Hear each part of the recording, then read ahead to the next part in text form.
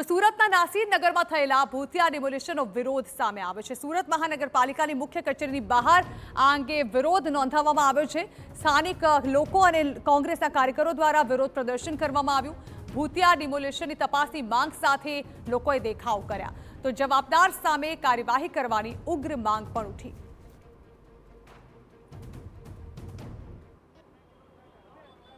સુરતના કતારગામ દરવાજા નજીક આવેલ નાસીરનગરની અંદર જે ભૂતિયા ડિમોલેશનની અંદર જે વિવાદ જે સર્જાયો છે ત્યારે ઉગ્ર વિરોધ છે લોકોમાં છે તે જોવા મળી રહ્યો છે। ત્યારે જોઈ શકાય છે કે મોટી સંખ્યાની અંદર સ્થાનિક લોકો અને જે કોંગ્રેસના લોકો છે તે અહીંયા વિરોધ કરવા માટે પહોંચ્યા છે। એસએમસી કચેરી એ સ્થાનિક લોકો છે તેમની સાથે વાત કરીશું।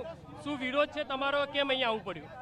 સુરત શહેરમાં જે ભૂતિયા ડિમોલિશન નામ પડ્યું છે કેમ કે અધિકારીઓ તંત્ર જવાબદાર લોકો એ સ્વીકારતા નથી કે અમે આ ડિમોલિશન કર્યું છે, તો એ ડિમોલિશનમાં જે લોકો ભોગ બન્યા છે એમને ન્યાય મળી રહે એ માટે અમે આજે ધરણા પર બેઠા છીએ। કોંગ્રેસના દરેક કાર્યકર્તાઓ આજે આ લોકો જે ભોગ બન્યા છે એમને ન્યાય અપાવવા માટે અત્યારે મેદાનમાં છે, આજે ધરણા પર બેઠા છે।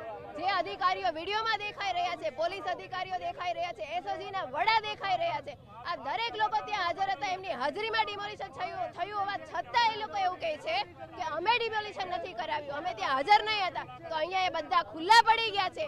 આ લોકોને તાત્કાલિક સસ્પેન્ડ કરવામાં આવે, એમની ઉપર કાર્યવાહી કરવામાં આવે, જે લોકો ભોગ બન્યા છે એમને ન્યાય આપવામાં આવે એવી અમારી માંગ છે। નહીતર અમે ગાંધી ચિંધ્યા માર્ગે આગળ પણ આંદોલન ચાલુ રાખીશું।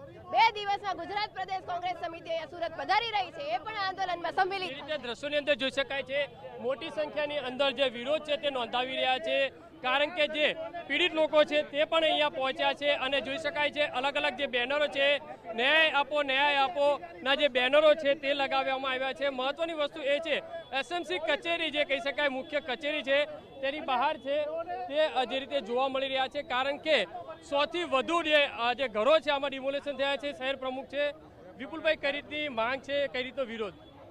આ જંગલ રાજ ચાલી રહ્યું છે, આની અંદર કોઈની સુનવાઈ નથી।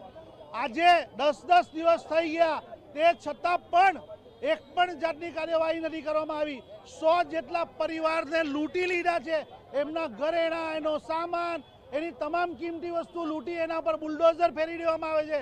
પોલીસે સાદા કપડામાં આવી હથિયાર સાથે લૂંટ કરી છે। કોર્પોરેશનના યુનિફોર્મ, આઈડેન્ટિટી કાર્ડ બતાવી ઘર તોડ્યા છે અને આજ દિન સુધી એમની કોઈ પણ માંગ, તમારી માંગ કઈ રીતની છે, કઈ રીતનું કાર્યવાહી?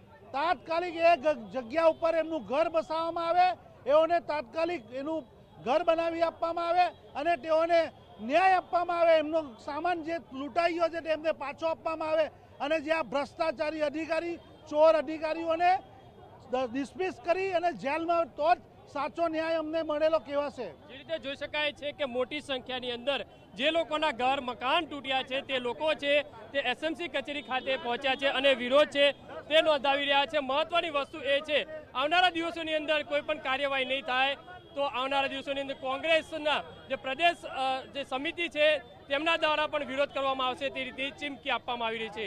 કેમેરામેન સંજય ચંડલ સાથે બલદેવ સુથાર, TV9 સુરત।